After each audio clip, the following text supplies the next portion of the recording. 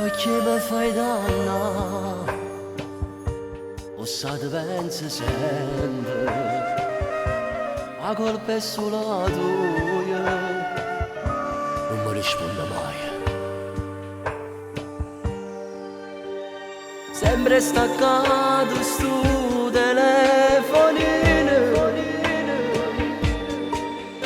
non sai come da ringraziare,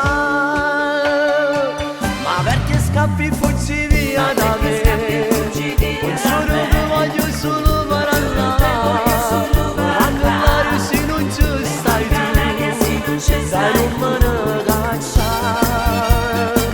Mi sono scusata a dire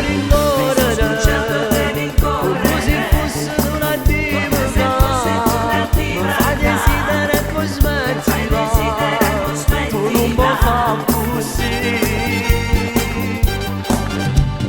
Sai che sto pazzo per te, mi fa rispetto perché, e non mi sai se calmare se non stai qua con me.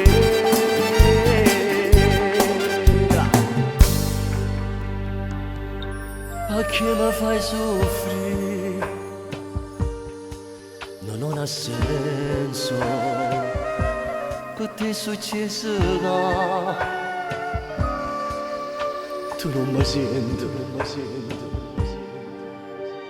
sembra staccato sto telefonino,